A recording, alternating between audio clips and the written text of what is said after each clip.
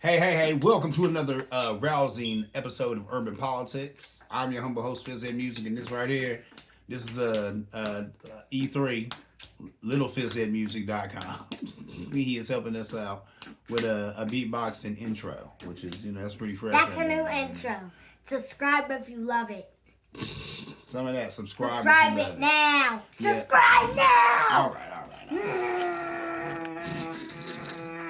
So intense with that. Okay, check it out. Listen, today what we're going to talk about is some interesting stuff that's going on here on Urban Politics. There's all types of tasty and delicious politics to sink our teeth into, right? But before I get into all that, I want to thank you all for liking and subscribing as you do. Yes. You're probably wondering where I was at. There's been a lot of stuff going on. I don't put my personal life on the internet because that just ain't my style at all. But it's been a rough summer, and I'm going to leave it at that. It ain't been nothing nice, ladies and gentlemen. But you know what I'm saying? It was time to bring the show to you.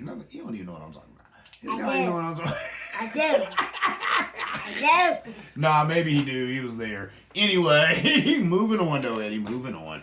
You know what I'm saying? There's all types of tasty and delicious politics that we're going to get into and have a real good time talking about the madness that is going on in the world at large, right? Because it's good sometimes to take a step back from our own problems and focus on problems of the world, because there's a whole world out there and there's a lot of stuff going on that's bigger and even worse than we got going on in our personal lives, right?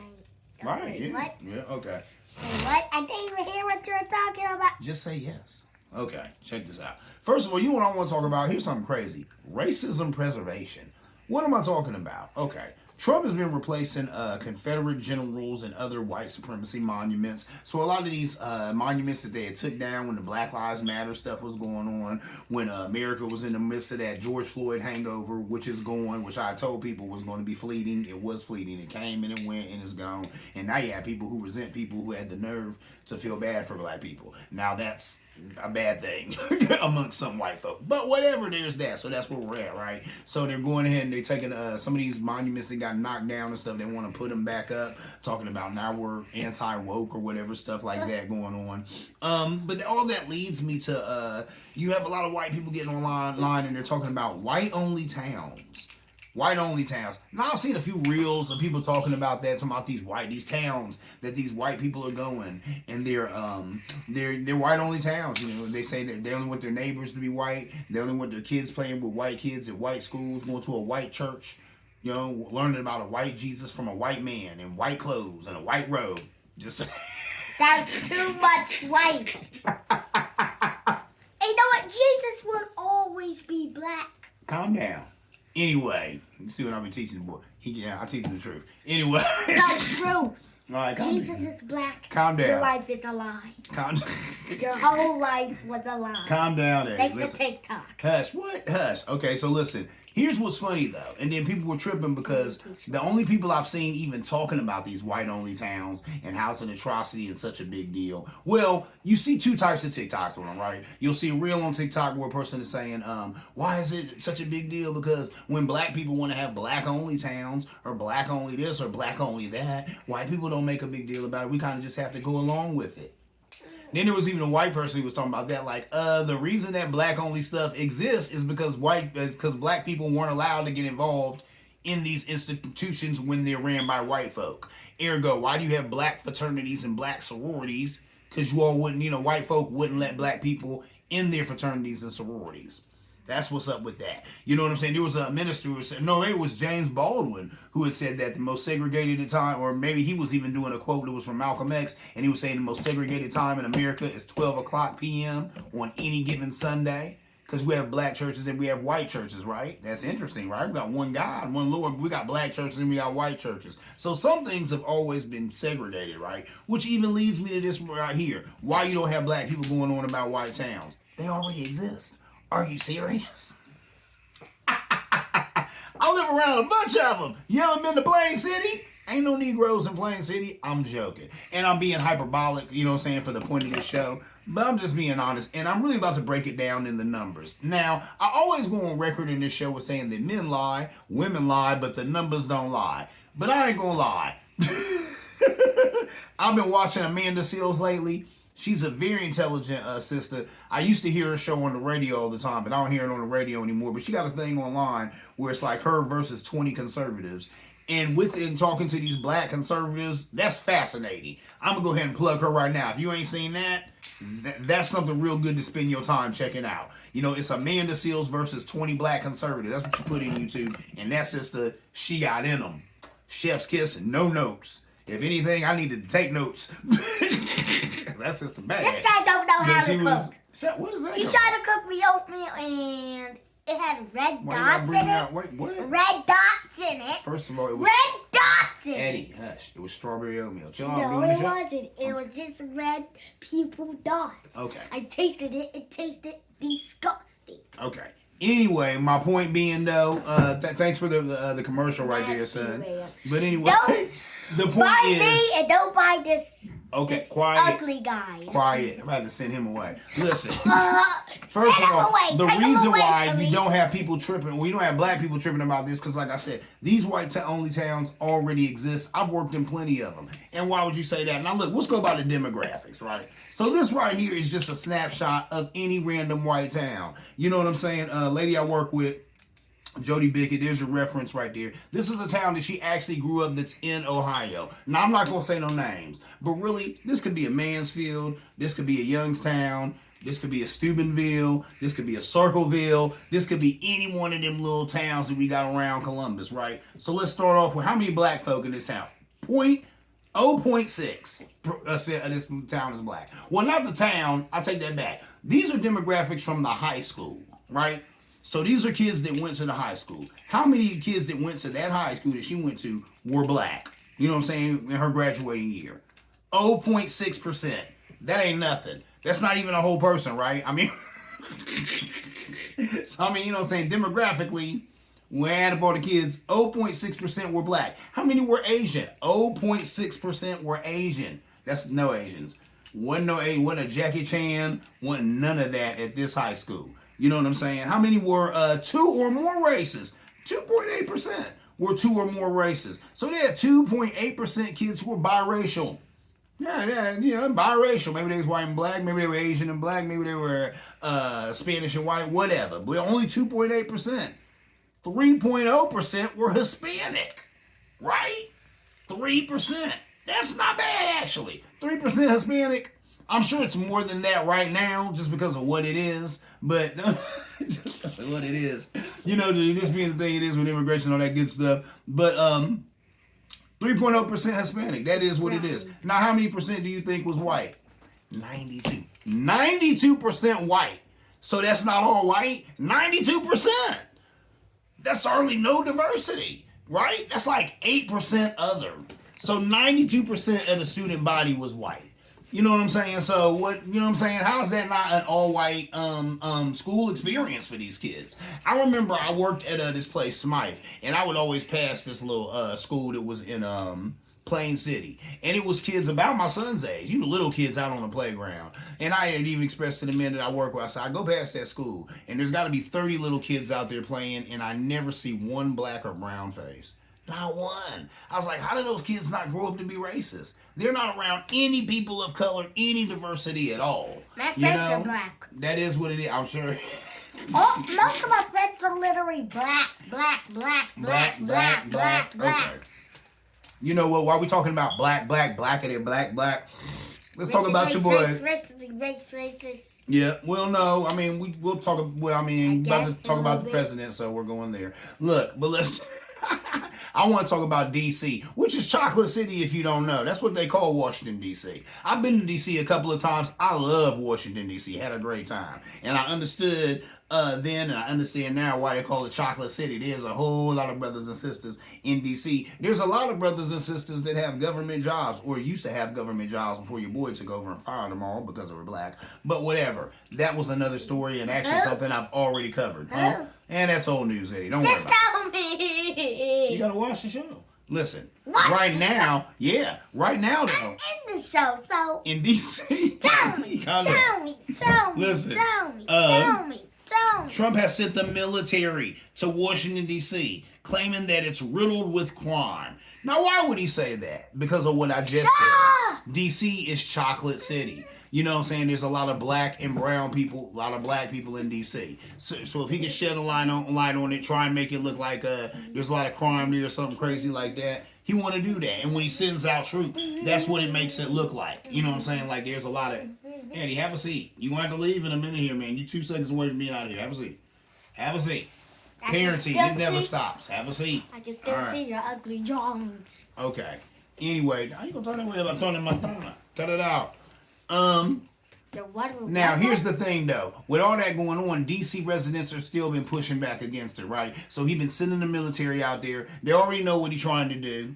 You know what I'm saying? But I've seen a lot of white DC residents pushing the military out, telling them to go home. They had to chant, you know, whose streets? Our streets. Whose streets? Our streets. Now, some of that you won't even see on the news. I've seen a lot of that on TikTok. I've seen it on Instagram Reels and stuff like that. But they don't necessarily play that on the news because, you know, the news has to placate to the president.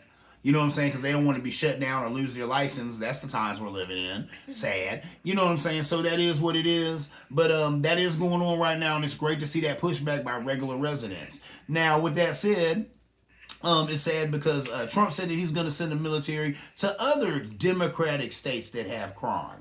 Notice that. Said he's going to send the military to other Democratic states that have crime. So here he is using the Department of Justice, using the military to get back at his political rivals, which is sad, which is pathetic, which is what he said he would do. So is anyone surprised? Please don't be. The man said he was going to do it. And he's doing it. So that's sad, ladies. That's what we're in right now, right? Other Republican states are sending their law enforcement to D.C. That's lame. But that's because they're in on the grift too. You know? They're like, yeah, he's going to send the military to some of these Democratic states. You know, some of these states that are ran by black and brown people to make them look bad. We can help you out with that, Mr. President. We can send some of our officers and police officers or whatever to help the military that you already going to send these places that don't need it. But you can make them look bad. We'll help you you know what I'm saying? Let us help you make them look bad. And that's what's going on. You're saying a lot. But I know. But that's what's going on with the Republican Party. They're always in lockstep. Say what you will about these people. They're snake oil salesmen. They do a lot of dirty pool all the time. But they're always in lockstep with each other. And they always move in unison. Democrats need to get hip to that, actually. So anyway, moving on. It is what it is, but think about this. All of this is still just a big diversion. It's a huge diversion. Because while you're looking at D.C., while you're thinking about some other stuff that I'm going to talk about in a minute here, you're not thinking about the Epstein files. And that's what's really going on, ladies and gentlemen. And that's going to haunt Trump until his dying day. It's going to haunt him until he gets out of office. Now, a lot of people have said to me, you'll never see those files. Because there's a lot of people on the left who don't want them to come out. A lot of people on the right who don't want them to come out. I agree with that. But after this guy gets kicked out of office or loses office, if and when that happens, then you can see those files come out. And then a lot of people will definitely face accountability, and they need to. But we'll see what's up with that. But that is what it is, ladies. This is still just a huge diversion. Anyway, moving on to a man that I told you I would vote for as president, Mr. Gavin Newsom. You know what I'm saying? Governor of California. This guy. This dude. I love him to pieces. This guy is amazing.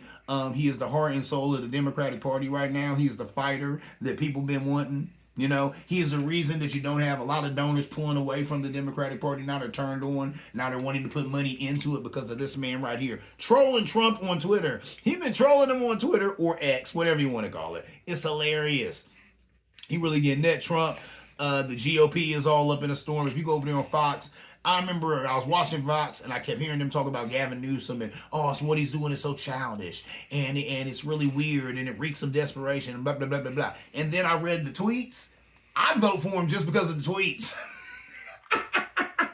If you haven't seen them, I'm telling you, go over to Twitter, go over to X, and just put in Gavin Newsom. You know what I'm saying? Just put that in there. You know what I'm saying? Or you could even put, I don't know, Gavin Newsom Trump tweets or something. And man, these tweets are, listen, this is what they said about, this is a quote from a journalist who was talking about his tweets. He was saying that, he said, Newsom has been roasting the right, using memes and dunking President Donald Trump and Republican politicians by imitating Trump's own all caps deranged style of posting on Truth Social. He been really getting at the guy. You know what I'm saying? These tweets are off the chain. It reminds you of some stuff that Trump would be doing, saying silly stuff or whatever, and he's been doing it in the same style that Trump would do it. It's really just amazing. You know what I'm saying? It really is fighting fire with fire. Now I understand what Michelle Obama was saying, talking about they go high, or no, they go low. Yeah, we need to go high. They going low. We need to go lower. We need to drag them to HE double hockey sticks, ladies and gentlemen. That's what Gavin Newsom is doing with this. Them tweets are funny. They're on the mark. They're pitch perfect is what they are. There was a quote that a cat had said about them tweets, and I did not write the quote down, but basically that's what he was saying. What he said, they're provocative. They're pitch perfect, and they're what's needed right now. We need a fighter in the Democratic Party, and this man is doing it. Another thing he's doing too, all that stuff going on in Texas, where Trump was like, I need to find those, get those 5 seats or whatever, him messing around with the redistricting. Gavin Newsom said, let's not wait. There's a year before we can do redistricting. No, we'll do it right now. And I've been going on record on this show is saying that's where Democrats slept last time, or the last couple of years. That's when Democrats been sleeping, that redistricting. That is so paramount. That is the reason why you have a Marjorie Taylor Greene. That is the reason why you have a Laura Boebert. And you have these idiots who are safe in their seats because of redistricting. So the fact that Gavin Newsom is talking about getting on that right now, that right there is political gold. That right there is a smart man. That right there is a man who can definitely get my vote for El Presidente in the next election. You know what I'm saying? Because that guy is poised. He's smart and he's prime time ready. You know what I'm saying? So what can I say? I love it. Hold up, did I read this? Yeah. Okay. Yeah, and they were talking about they was talking about that's Trump's style on Truth Social. That's the way that he communicates to his base, right? These weird tweets, putting stuff in all caps that ain't supposed to be in all caps, spelling stuff wrong, talking about people, being just debasing people on X, on Twitter or whatever. And that's what Gavin Newsom's been doing, but doing it to the right. Once again, chef's kiss, no notes. Need to take some notes. No notes. Dope. Sometimes you got to fight fire with fire, ladies and gentlemen. All right, I'm about to get out of here. My time is drawing nigh. My son is bored. Listen, I want to talk about how some R&B stars and some hip hop stars saved SeaWorld. What you know about SeaWorld? I'll be in my son's age, maybe a teaspoon older, and me, my mom, and my dad. My little sister wasn't around then. That's how young I was. We all went to SeaWorld. I've been to SeaWorld a couple of times, right? It was real big in the 80s. SeaWorld was a huge fish tank. That's what it was. It was a big fish tank. It just had a bunch of exhibits that were all fish.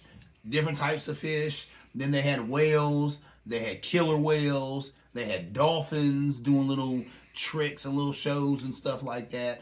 Time went on. People said it was inhumane to the dolphins. That became public opinion for a while there, that they were saying they're abusing those dolphins, they're abusing those fish. Those fish should be let go in the wild. They have a horrible life living at SeaWorld and, doing little tricks for human beings' amusement. There was a lady who got killed by a great white whale, I want to say. You can look all this up. I'm not giving you specifics, but if you Google any of this, you'll come up with all this, because it was a big deal. I remember being a kid, and this was a huge deal. Maybe not a kid. I can't remember this. It happened a little while ago, but lady was a trainer. She was dealing with a great white whale. The great white whale thought it was playing with her, and it took her to the bottom of the tank and held her down there, and she suffocated and died. I'm sorry, it's a little graphic, but his face, he's like, Jesus, I'm sorry, son. But Jesus Christ, what is wrong? But this happened, son. This happened, right? Oh my God, this is a kids channel. Well, this is a kid-friendly channel. It is It's family friendly. It is family friendly. You are correct. But look, listen. I'm about to bring all this in. I'm about to tie it in with a bow. So look, all that happened. There was definitely a bad light shined on SeaWorld. So that's obviously, and I didn't even, unbeknownst to me, their numbers were going down. People weren't coming out to SeaWorld no more. They got a lot of bad press. It was a bad look. They're losing money. So somebody had the good idea to host R&B and old school hip hop shows at SeaWorld. That right there is brilliant, right? What are you doing? I am the boss of the show. Sit down, chill out, calm down. I'm almost done. Calm down. Listen, somebody over there at SeaWorld had the bright idea to say, man, hold up. If I can get Nelly, if I can get Ashanti, if I can get some of these hip hop and R&B stars to come out here, then I get families to come back out here, spend some more money get some more money to SeaWorld. So that's what happened. Of course, they gave these black R&B and hip hop artists a call and have them calm down. A call and had them come out, right? Press the button in the video. So look, when they came out, what happened? Of course, they saved them, as we do all the time as black people. We come in and save the day, like PJ Masks. Time to be a hero. Time to be a hero. Yep.